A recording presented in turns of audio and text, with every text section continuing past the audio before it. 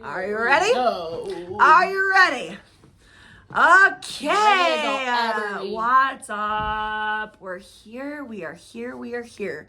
All right. So today I thought it'd be awesome because I always get asked all the time, as does Kelsey, how we came to be. How did this even happen? We're not really sisters. No, we're not. So first, but you can believe it. First thing is we are not really related at all. I'm black and she's Polynesian. She's black. I'm Polynesian.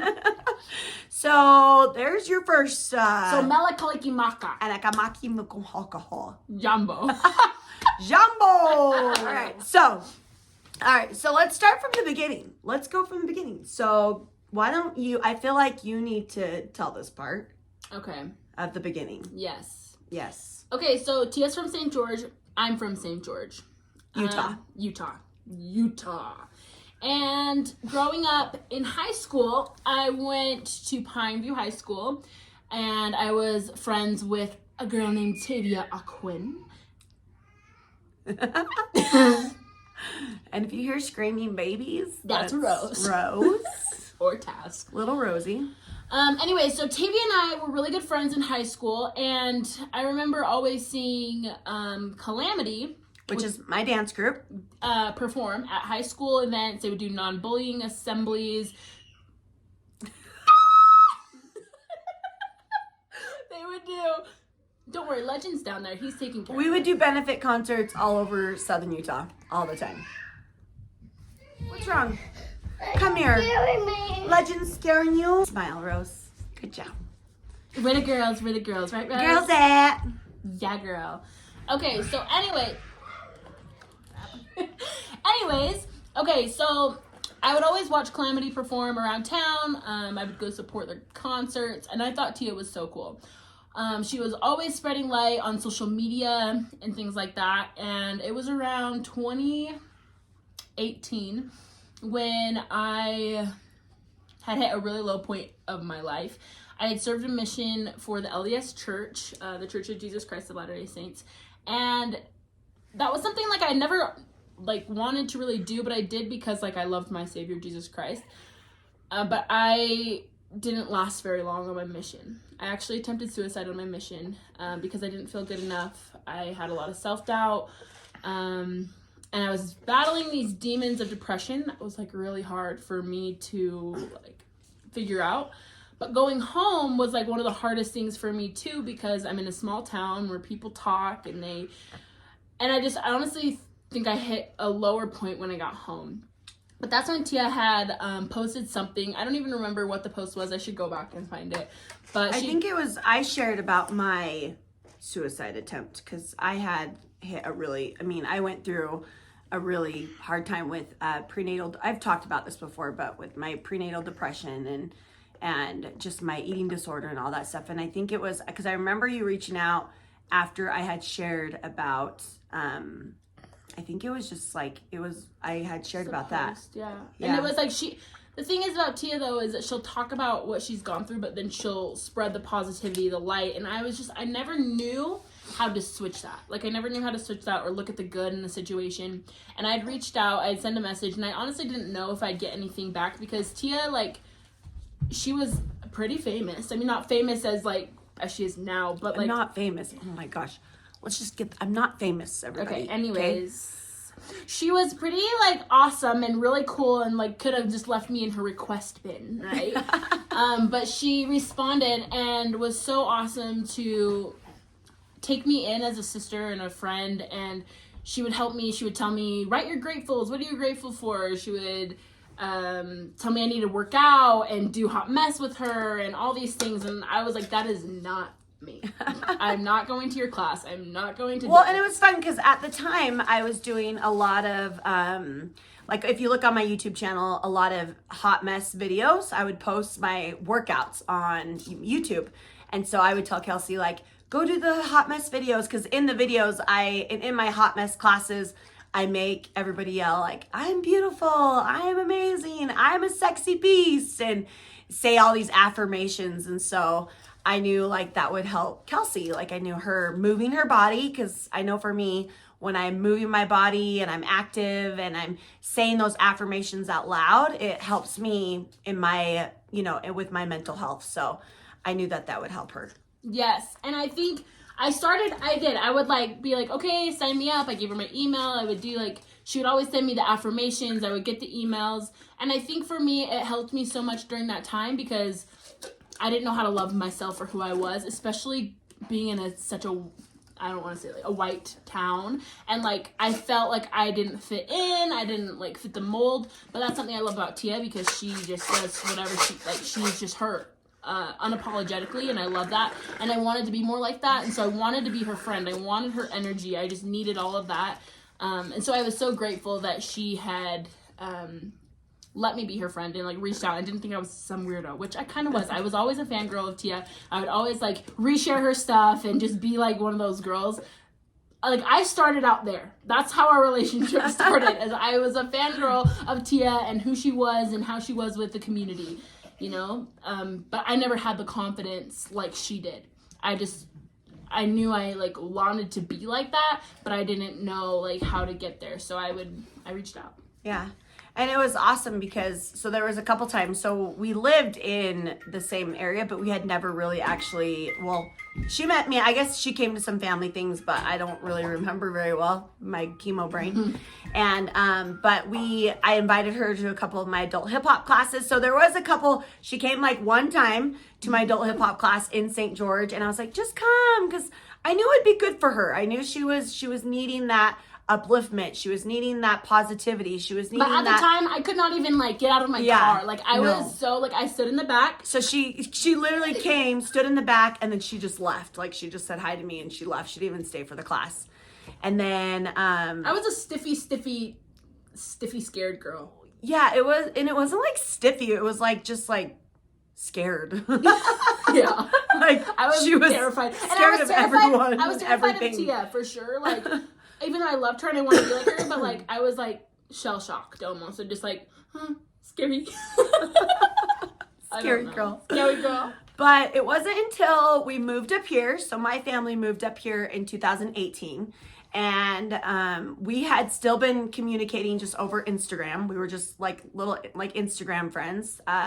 And she would reach out to me when she was having really hard days, and I would send her Marco Polos, like, say I'm a sexy beast. Remember that? Like, yeah. I would send you like videos and, try to motivate her and talk to her, just because I really felt drawn to Kelsey. I really felt like she was someone, because I mean, honestly, I can't take everybody under my wing. I try to do as much as I can through social media, through posts and through stories and things like that. But to individually wrap somebody up and like put them in your pocket, like, you can't, like, it's impossible to do it to everybody. But for some reason, I felt really drawn to Kelsey and wanting to help her and help her see her beauty and see who she was and see her potential and, just be able to find that self-love. And so we were talking, and one time when she was going through the state, and So Tia had messaged me because I remember vividly, I was like, messaging Tia, and I was crying, and I was like, I don't want to do it anymore. I was tired of life. I was tired of like being in the same routine of like the same friends, making the same mistakes, doing all the same things, being this person I didn't want to be. And she was like, Kelsey, you just need to move. You need to get out of there. You need to move. And I was like, what? Huh? I didn't have anyone up here. I knew a couple people, but like we weren't really close, and that was like, I was just like, what? You're kidding. But I did. She literally told me to move, and I was at SUU at the time, and I decided, I was like, okay, I'm just gonna finish my school online, and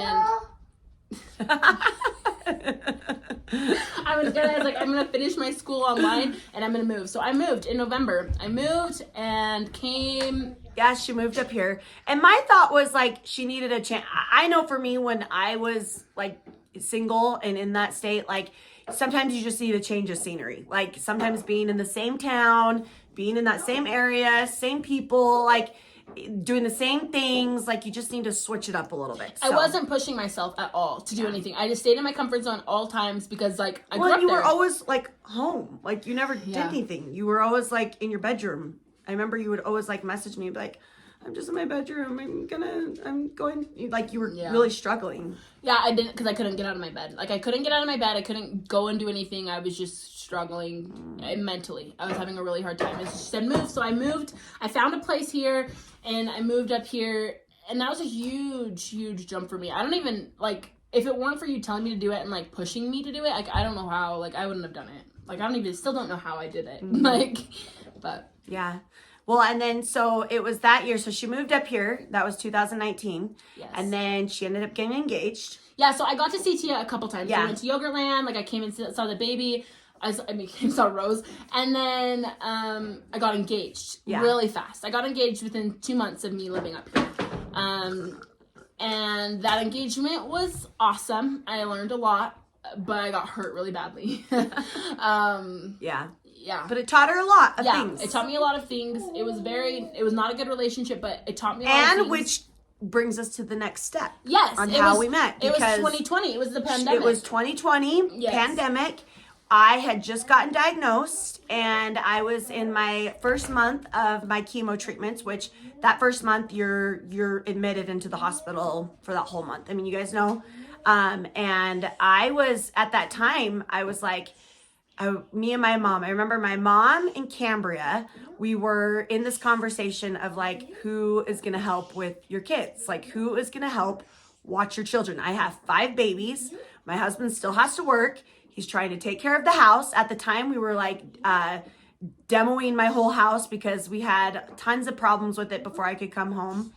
And my mom and Cambria were very persistent on like this conversation, and just like we were all in prayer. Like I remember my mom just saying, we need to pray, we need to pray, we need to make sure, we need to find someone that's going to help Tia with her kids. And how is Tia, because I was so weak as well. I mean, I had no energy. I was going through chemo treatments. I was going through so many transfusions. I was in doctor's appointments all the time. I mean, my life was just completely centered around cancer.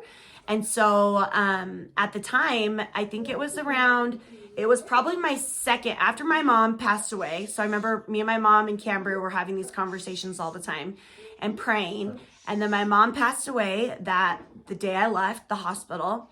And I went in for my second round of chemo like 2 weeks later.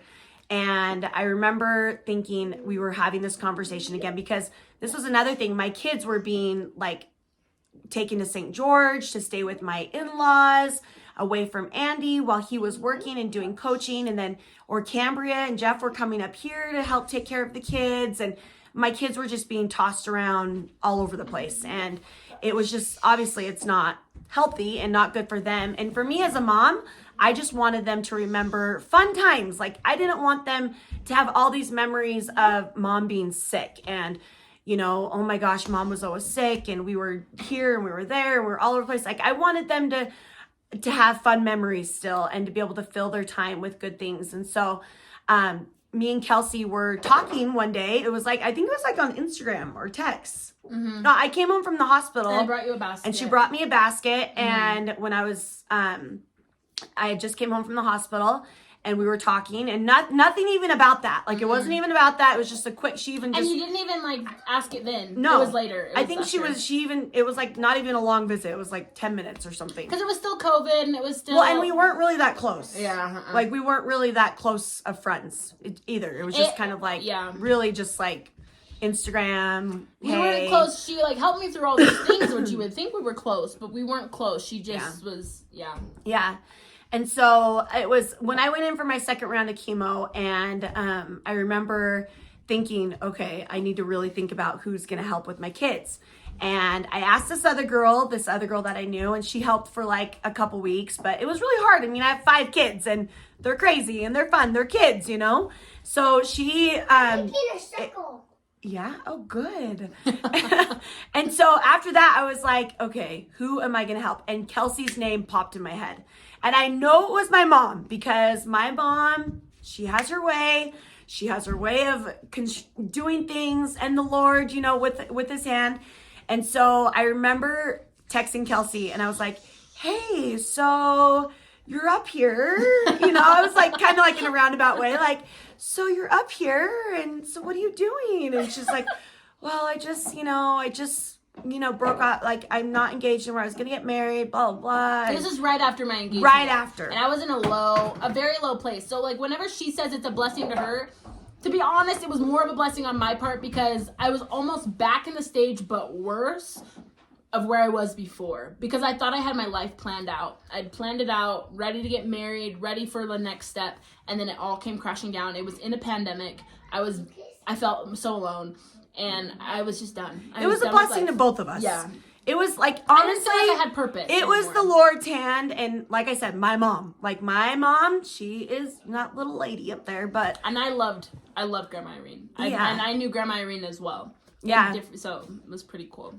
Yeah, so I just asked her, I was like, well, we're looking for somebody. I mean, we're in this tough situation. She knew what was going on, and I said, I really need help with my 5 kids. Like, Andy needs to work. He's a husband and a dad trying to provide for our family and coaching, and I'm going to be in and out of the hospital a lot. I don't really have the energy. I don't have, like, the stamina.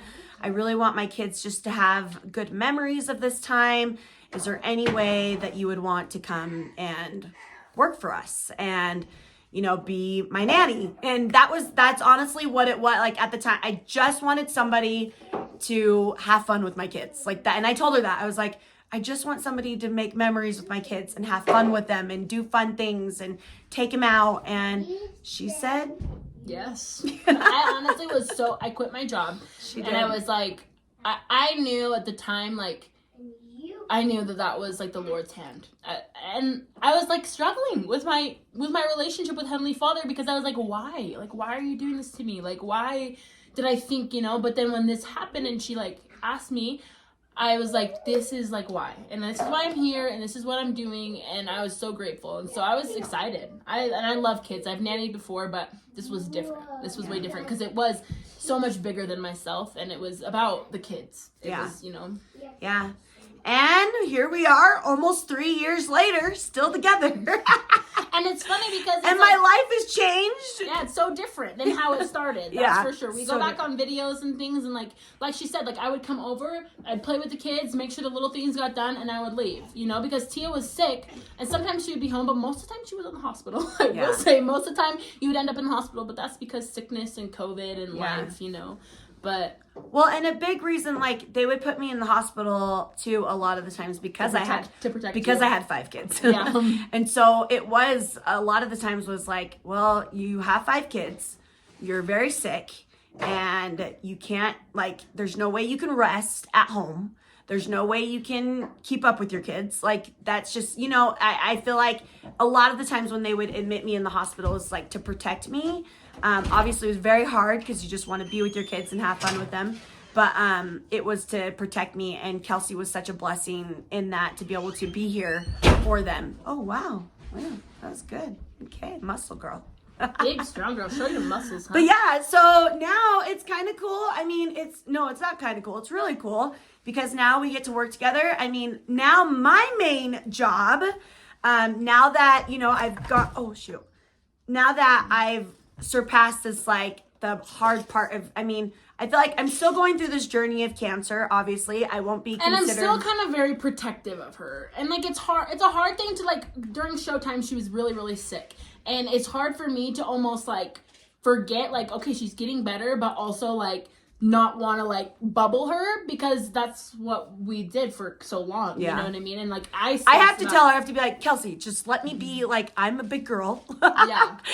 I'm fine. I can take care of myself because I also don't like all the attention. Like when people are like, oh my gosh, because I feel like I've been babied for so long. Right. For the last almost 3 years, I was pretty much babied, and so at this point in my journey, I want to be able to have more independence. Like I want to feel like, I'm sick, but I can still take care of myself. I'm not that sickly. So we've come a long way. And since then, since she started nannying my kids and helping, she started dancing. I had her join. You guys want this list? Here we go. Let's get a list of how many things I've signed up for because I knew it would be good for her. Okay? And was it? Yes. Yeah. I mean, these things were, I told her when she was working for me and I was in the hospital, I was like, you got to do Calamity. Go to Calamity practice. She was like, I'm not a dancer. You got to teach a class. I said, excuse me. I'm sorry, do we remember that I just said I'm not a dancer? Do you remember that? So she said Marco Polo's herself on this walker. Okay, so you're going to walk across the floor and you're going to go 1, 2, knee. Am I getting taught how to teach dance over Marco Polo? I did. Because I knew it would be good for her. It was so good for her. And honestly, she's thrived. She's an amazing dance teacher now. She teaches 2 dance classes, our minis and our beginnings. She is an amazing dancer now. She's a huge member of our Calamity and our Vault family. She's just thriving in so many different ways that I'm just so proud of her. And yes, I probably have pushed her to do certain things that she didn't want to do in the beginning, but only because I love her and I know her potential. Like, it's almost like, I don't know if you guys have read the book, You Are Loved, but it's about the maker, the wood maker, and how the little girl, the little wood characters come to him and they give dots and stars to all the people. And dots if you're not good and stars if you're awesome. And so one little girl, wood girl, she goes and she sees, one little boy sees another little girl and she has no dots or no stars. And he's like, why doesn't she have any dots or stars? And she goes, well, you have to go see, and I can't remember his name, but basically the woodmaker. And he's like, okay. So he goes to the woodmaker and he's like, why doesn't she have any dots or stars? And he goes, well, because I remind her how special she is. I see her potential and I remind her how loved she is and that those dots and stars don't matter. And it's just such a cool analogy and such a good story. But like for me and Kelsey, like I see that in Kelsey. Like I see so many amazing things. And I think that's why from the very beginning, like I wanted to be her big sister and just take her under my wing because I see the beautiful person that she is. And I just want her to believe it. And want her to see that in herself and know that she doesn't need dots or stars, boys. Honestly, you don't need dots or stars to feel worthy. You don't need that. You are special just how you are. And honestly, Kelsey's been just a blessing in my life. I mean, we don't know how long we have together. Who knows? Things can change like that. She could get married tomorrow. She could move away. Things can happen. Who knows? But we're enjoying the time that we have. Now I do a lot of speaking engagements and she helps me with my bookings. She helps me with my social media. She helps me with my vlogs. She helps me around my house. She helps me run. I mean, she's just an amazing, she's become I'm just the right-hand man. If she needs something, I'll do it. You know, that's what I'm here for. Yeah. But I just love how our relationship has grown so much. Like, I didn't grow up with sisters. I didn't grow up with the girl figure in my life. And so I'm just grateful for you and for your example. Grateful for you. It's been a journey. She doesn't get very, she like doesn't like to get emotional. So she's like, man, but then she'll like have this big breakdown. And I'm like, dude, if we would just have little emotional things here and there, you know, you wouldn't have to have a big burst, you know, just little cries are good. Little cries are good. We've learned how to be sisters. That's all. But she's awesome. Seriously. Truly amazing. And I'm truly grateful for my mom and for Heavenly Father for bringing her into my life and my family's life. And we just love her so much and just grateful for you, Kels. And whenever you're feeling down, Kelsey, you better come watch this video. Okay? Watch this video. There's purpose. I think that's something that like lately I've been feeling. I just been in a rut. Like she said, I had a little breakdown, whatever. And I think that sometimes we forget the purpose that we have in our life. And like, sometimes we have to go back and remember like, oh, this happened. Like God put this person in your life, or, oh, like this is why you're here. And it will remind you like, and help you to move forward. Yes. And so this is a good reminder for me. And we can keep pushing forward. Yes. I don't need the dots and stars. And just remember one thing, I think the last thing I want to leave is that people are the most, like my mom left me a scripture before she left, the last scripture, and it was about laying your treasures up in heaven. and that, you know, our treasures are our relationships, and that's what we get to take with us when we leave this earth. So the people that you have in your life, like the Kelseys that you have in your life, or whoever it is, like, cherish them, because you just never know when it will be gone like that. You never know when our time will come. You never know when you're not going to see each other again. So cherish those relationships, and I'm just truly, truly so grateful and love you. And cherish the Tias too.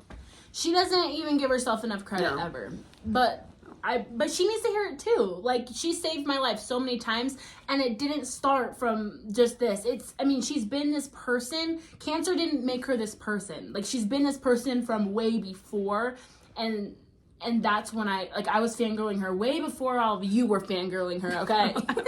Oh my gosh. Because she's always been this, and she always cares so big. She cares about people. She talks to everyone in the store. She loves so hard, and it's such an example to me, because I will put my head down because I don't really care. Like, that's how I used to be, but now it's changed my heart, and I've been able to, like, open up my heart to so many others and realize how important it is to take people in and to love everyone and see the good. Yes. So, thank you. Well, you guys, thank you for watching. We love you, and we hope that gives you the full story. We are sisters, but by choice. Okay? By choice. Sisters by choice. And aloha means hello, goodbye, goodbye, and we love you. Peace out.